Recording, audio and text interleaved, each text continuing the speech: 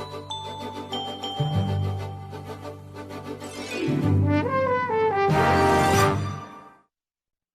everyone, I'm Wendell Jones and welcome to this edition of our program, Jones and Company. On our program, we examine the national issues and sometimes we talk about international issues.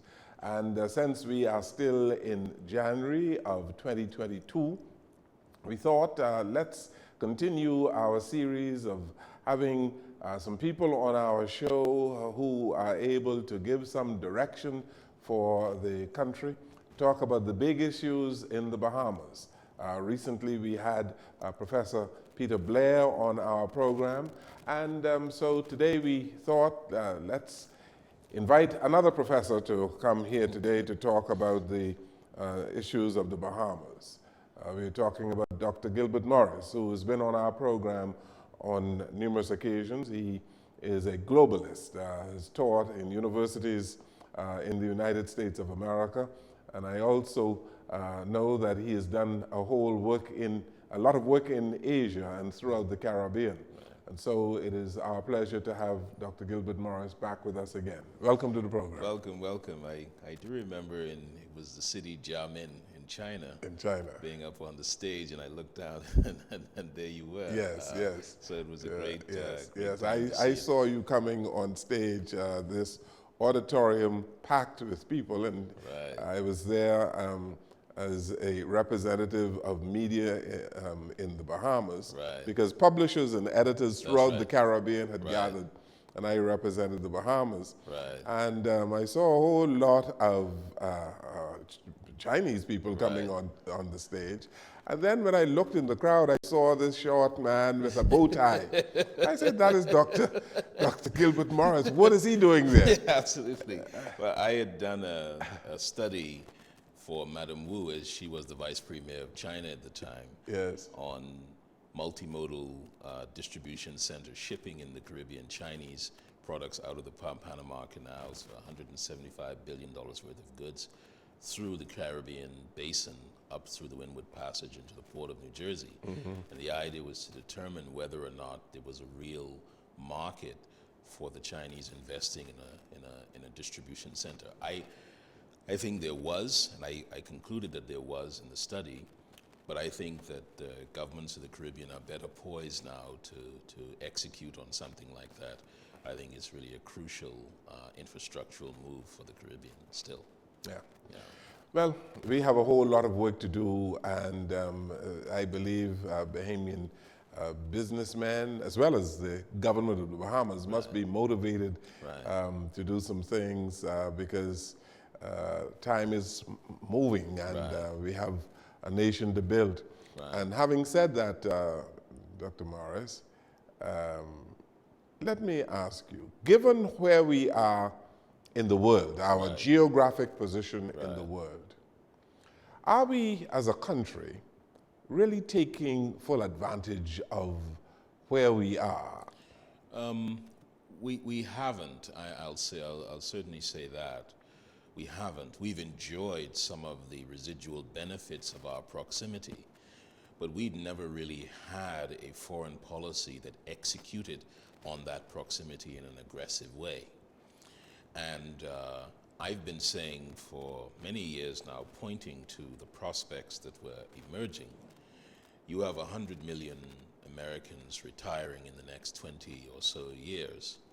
About 17% of them are moving south. So property prices, if you look at, I keep a monitor on North Carolina, South Carolina, Georgia, Atlanta area, Florida, almost every area in Florida, including Tampa, Panhandle, and those sorts of places, and from Alabama all the way out to Arizona.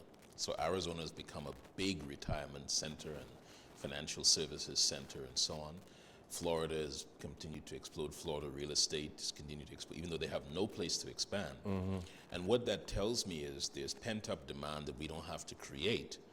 And if we got those people to move 90 miles further south, we'd have the largest economic expansion in our country's history, perhaps the Caribbean history. Yes. So as a country, are we underperforming? We're underperforming our potential. And people think. So sorry about that. Yes, people go think, ahead. People think that that is a it's not a management thing. If you think about how countries are organized and you think about countries identifying their key sets of interests in the world, we have to step out of the sort of the civil service, the ministerial nexus, and enter the research nexus to be able to begin to forecast and build a business case, which then ministers and ministers can create, out of which they can create policy, and out of which civil servants then can manage and process our options in the region. I think that the Caribbean is definitely in play. Economists are always nervous about how to generate demand. But here you have a natural demographic demand being generated because of the retirees. And in addition to that, in the current political climate in the United States, whether we like it or not, whether you're for Biden or for Trump or the Republicans or McConnell or whatever, the studious Caribbean or Bahamian is looking at that and asking the question, how do we benefit from what's happening? And if you've got Trump and COVID and protests in the streets and all that kind of thing, COVID-19, the question is, are we managing our affairs in such a way that we are a beacon for those persons with the means to transition to a place like the Bahamas for our economic benefit? And if they come, do we have the infrastructure, do we have the vision, the plan to manage their time here so that they can process a good life and add to the prospects of prosperity for the Bahamas? You know, we have heard that we are a kind of residual society, and that we ought to be benefiting when things are good in the United States of America. Right. And we've seen since the recession of 2008 that our economy has not grown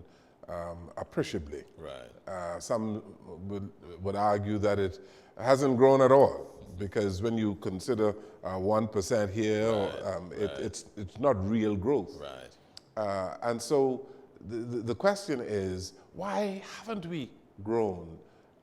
Is it because the private sector has not been released as it should be released, or incentivized as it should to get the kind of growth that we need? Economists call this, what we are experiencing for the last, I'd say, 12 to 15 years, the middle income trap. And the best way to demonstrate it, the way it's demonstrated in the classroom, is you get a pitcher of sand and you pour it on the table. And you notice it only rises so high, and when it gets to an optimal level, you start having slides back down to the outer periphery. And that's what's happening across the Caribbean, actually, and that's what's happened to the Bahamas. We keep repeating the same thing. We're making more effort, you're adding more sand, but it never grows higher. Because it can't grow higher, because to grow higher, it needs to be encased so that it can rise. And that means having clear strategies, clear policies, transparency, accountability, all these wonderful things that drive systems. If you take a country like Estonia, and I know that some Bahamians hate when you make a comparison to another place, and I always tell people, when your mother tells you be more like Jimmy, she doesn't mean become Jimmy. She means that Jimmy has some intangibles. He's on time, he's accountable, he does his studies, all the things you can do. So Singapore, Estonia, these are countries that are different from ours. But the things they have done are things we can do. And they've done things to lift them. No one can explain, within the lifetime of our independence from 1973, how Estonia in 1992 goes from a backwater of the Russian Empire, the Soviet Empire, for 72 years, and then becomes last year the #1 education country in the world, the most wired country in the world, the country with the deepest amount of digital penetration in the world, the highest $32 billion in 2001 in cap for startup companies in the world. They have a space program, right? And they're no more, they've had their last 6 general elections online for 1.3 million people and 300,000 people, our population, outside the country. And we are capable of achieving these things, except that we have absorbed a colonial management system. And instead of breaking out of that system for our own purposes, we've maintained that system. And that system has its own sclerosis, particularly when you think of the way our competitive politics works. And it means that new ideas and new energies have a difficult time entering the system. People complain about, you had a bank the other day announce that they were not going to anymore apply interest to savings deposits, which is a devastating thing. But they are looking at the tea leaves. They're reading, they don't do that because they say, we want to be mean to you. They're looking at the economic prospects and they're asking themselves, do we have an advantage here in the foreseeable future? So rather than respond to that by being upset, we should say that's another canary in the cave that has collapsed, and we need to now execute on our potential. And if we don't execute on our potential, we remain in the middle income trap. That means we suffer from another thing which sociologists call horizontalization. So somebody is in the civil service, they've been there for 35 years. We spend money, send people away to school, they come back with new ideas. That person says to them, well, I've been here all this time, don't come here with your new ideas and so on. That's not always the case, but it's enough of the case to create sclerosis, horizontalization. So 10 years go by, the new people with the excellent degrees that we send them away to study, they can't have an effect or an impact on the system. I met a young man earlier today who had asked to see me, and he's like, why don't you run for office? I go, no, you should run for office and I should advise you. My generation, you can't advise me.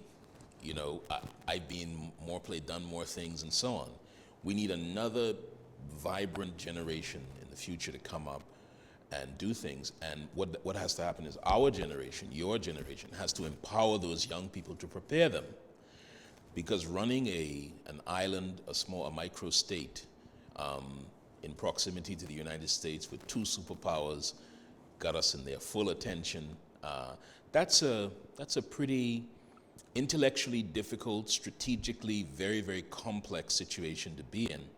And then to build an economy, both using tourism, but leveraging tourism to diversify into other areas, that's going to be a big transitional ask.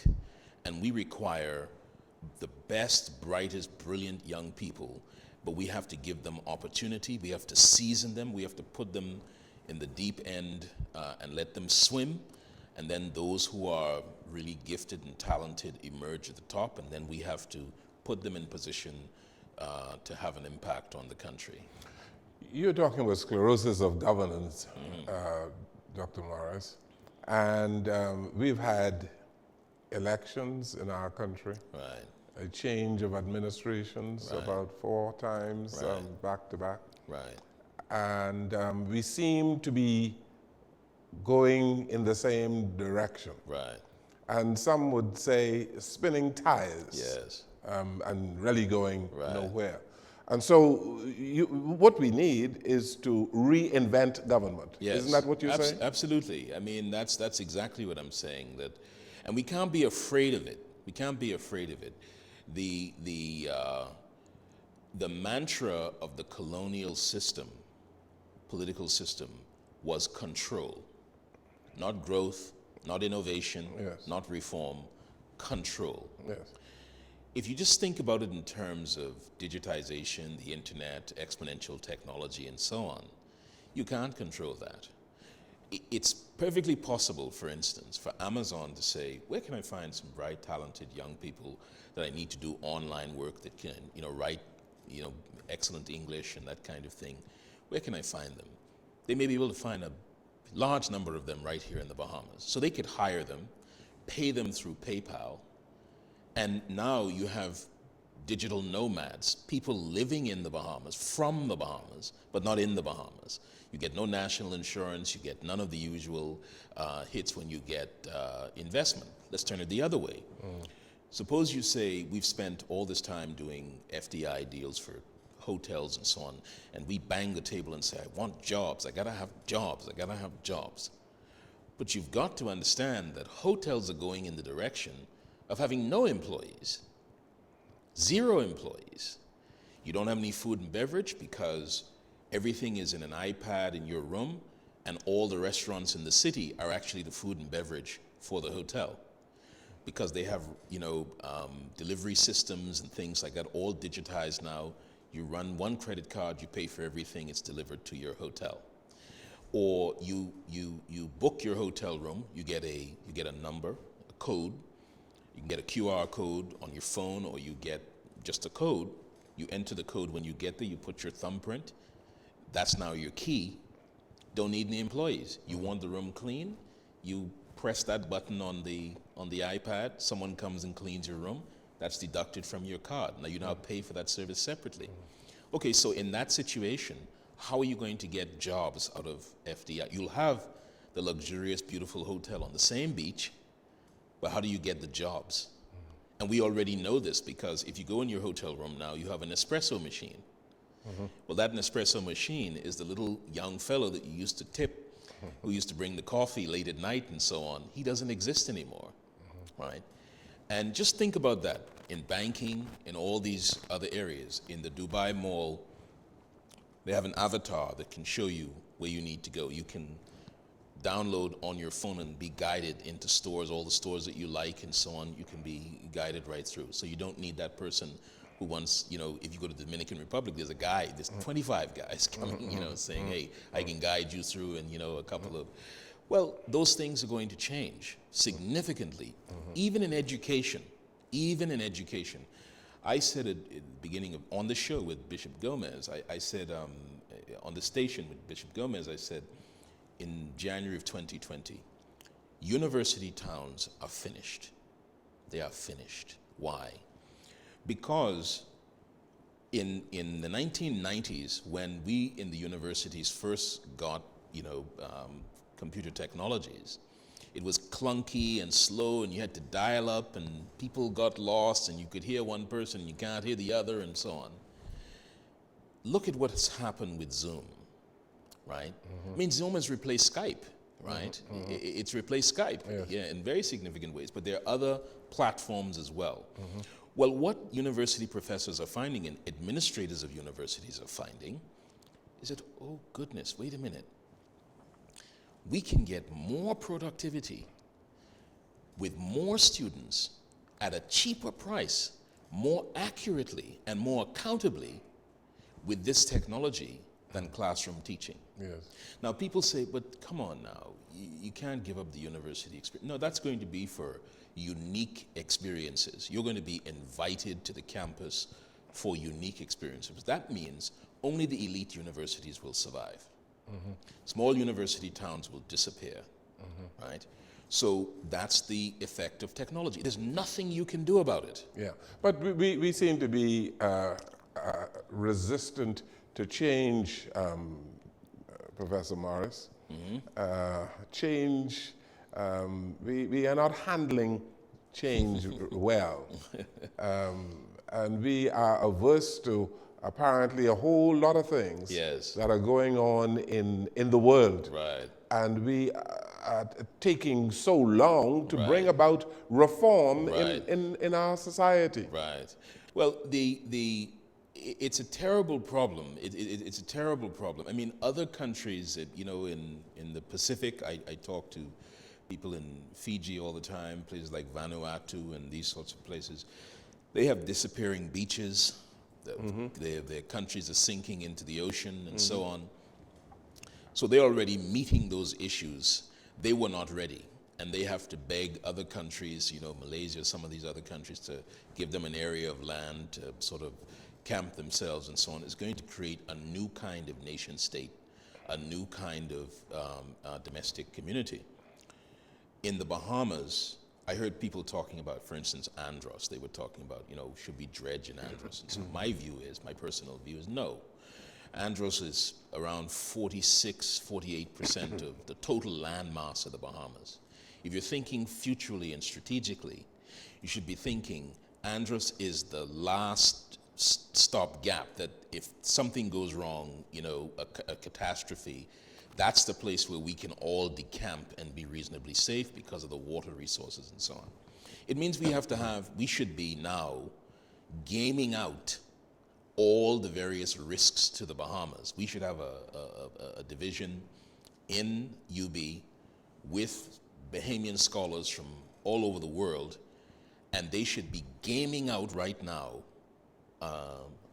the future of the Bahamas and what the risks are. So a SWOT analysis, if you like, what the risks are. And we should be looking at whether Andros or Cat Island or, Ackland's Crooked Island, that cluster, whether these are the relief islands for us because they are so they have such a low population density. How we could transition to those places should we face the, if Dorian had hit Nassau, we'd be having a different conversation, if we were having a conversation at all. That should resonate with us because we're not in control of whether that happens or not, right?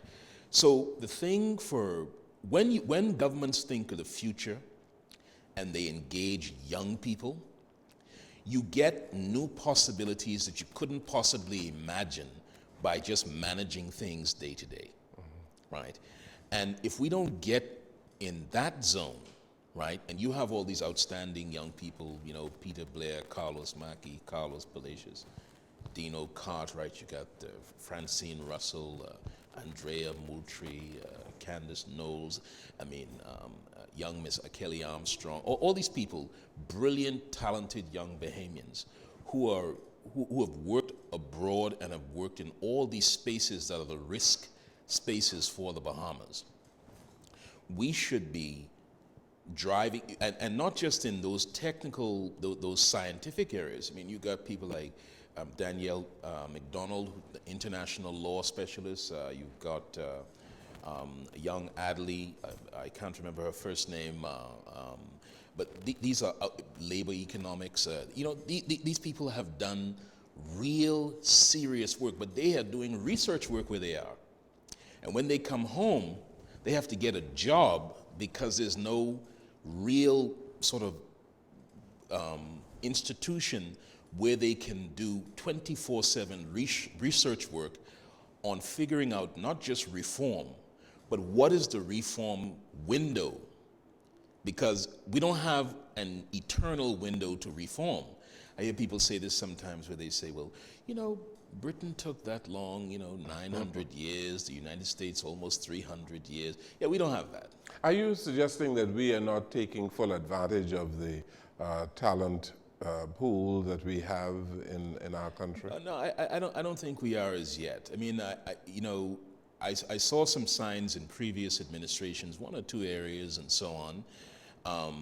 But you have, I was reading something on a young scholar, Adele Thomas, dealing with, the environment, things like that. We don't have a policy that reflects her scholarship. Do you see what I'm saying? Or Peter Blair's brilliant paper on the effect of the Immovable Properties Act and the disequilibrium between wages and property prices that it broke. Now, it may have been necessary at the time for whatever, and it produced a great deal of prosperity, but it doesn't mean we can't look at it again. And this is the thing about thinkers. Thinkers are not like political advisors. Political advisors want to give advice. They want to see that advice implemented the way that they've laid it out. Yeah. Let me say this to you. It seems to me that there is a large number of Bahamians who believe that the Bahamas is for Bahamians. Right. And that they have a difficulty Right. with a certain amount of foreigners Right. participating in the development of the Bahamas, Right. socially, economically. Right. Are we too much of a closed society? Should we open the Bahamas so that we can see a faster rate of development? That's the Bahamians that feel that way, that is a reaction against the method that we have used these many years, which has not always maximized the benefits to the ordinary Bahamian.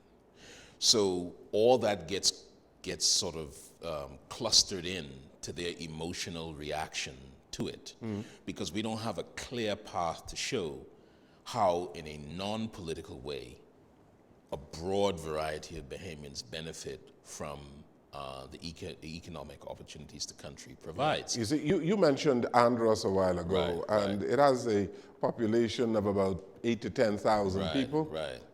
It is the size of Trinidad. Right. It's the largest island. Right. And it is grossly underpopulated. It's grossly underpopulated, underdeveloped. Yes. But and that's what I loved about the National Development Plan. It focused on Andros, had a strong focus on Andros, but we haven't done anything with it. And the thing to do with it is not to dredge it. Andros, remember, is not an island. Andros is an archipelago. Yes. Right? And therefore, it's very, very ecologically sensitive. But it's the place where the Bahamas can set itself in the world as, so we've got the Golden Girls and our athletes, we've got Bahamas Air pilots, we can get a third, we've got the Sand Dollar, we can get a fourth thing, and that is, Andros is our demonstration model of new forensic ESG, advanced forensic sustainability principles applied in real time. And so we don't just jump into Andros, right? Instead, we use the intellectual prowess available to us to master plan Andros in the right way so it becomes a society of the future, right? Net zero carbon emissions, forensic ESG and sustainability propositions and so on, that we have a building code that we don't just take from another place, but we front load, test it, beta test it, and so on, so we know for the next 50 years that we have imagined all the various scenarios about climatology and the impact on the environment and so on, so that the people of the Bahamas who then move to Andros, if we build communities and a society there, they know that they're living on the cutting edge of what Bahamian intellectual prowess can develop. That's how we have to think about it, right? And in respect of people feeling anxiety about foreigners, Singapore had this problem, and I've explained this over and over again in a variety of places. Lee Kuan Yew in 1965 looks around and says, we have to develop the country. Japan has just invaded. He'd just executed a bunch of his classmates for siding with Japan, so serious guy, doesn't play, right? And so his ministers said to him, well, we should definitely use Singaporeans to develop the country. Another group says, no, we should go with FDI, foreign direct investment. Lee Kuan Yew says, okay, here's what we have to do. We need speed, so we'll go with foreign direct investment, but we have to have benefits, measurable, determinable benefits for the people of Singapore. So what we're going to do is create sovereign fund, Temasek, with its financial arm, the Provident Fund, right? The government's going to own 90% of all real estate in the country, 85% of all rental, through the sovereign fund. Sovereign fund. And so when we now go and do traditional FDI, and that person leases a building, they're actually leasing it from the Singaporean people. When someone buys a piece of property, they're actually buying that from the Singaporean people, right? So the Singaporean is looking at someone on a work permit and saying, listen, thank you for being in our country, welcome, because your presence puts money in my pocket, not in the theoretical trickle-down way, in a direct way, because you're renting directly from me. I'll give you an example. Every Caribbean country now should set up a sovereign fund, particularly where there's tourism, and the staff quarters that these investors develop for their properties should be owned by the sovereign fund. You're not taking away anything from the investor. That's an expense he's going to endure anyway. But it means that the impact of having people in the labor pool in your country actually results in a financial benefit to the average citizen. That is precisely how it has to work. And I did the cabinet submission for the sovereign fund in Turks and Caicos, and that's how I organized it. But I also looked at all the infrastructure, like airports, ports, things like that, and say, okay, you need a strategic partner, set aside a set of equity for them. So you get international partners, the best of brand, FDI, and all that. But you must have a set of equity, a share of equity that goes to the sovereign fund for the people of the country. And if you look at Turks and Caicos has around, 75,000 acres of crown land, one whole entire island, about the third the size of Nassau. It's never been occupied. With like 8 miles of pure, pristine beach and, waterfalls and all kinds of things. And this island has 27,000 acres alone. So if you took the net present value or the mark-to-market value, take the average of all properties sold of a certain size, and take the mean of those property, what was paid, and then you get a mark-to-market price. And then you took that and made that the average price of the per acre on that island, you're talking about $5, $6, $7 billion, right? On a reasonable valuation, no development, no infrastructure. Now you think about that for a country that has 14,000 souls, right? Yeah. And so think about that then on a larger scale. Almost everything in Turks and Caicos is 10% of the Bahamas. So you have 35,000 people in the population, 350,000, yes, like that, right? $1 billion economy, $10 billion economy. Almost everything is. Yes, but the rate of growth in the Turks and Caicos Island has been very, very rapid, right, exponential growth, right, when you consider what it used to be. Yeah. 11% year on year from 2003 to 2009. Yes. Yeah. And when you consider that it's really a part of the Bahamas as far as I'm concerned, because it's a part of there are people rioting in the streets in Turks and Caicos right now. Yeah, it's a part. No, it's a part of the archipelago. It's the most southern island in the Bahamian chain. Yes, it's on the Bahama Bank. Yes, absolutely. Yeah.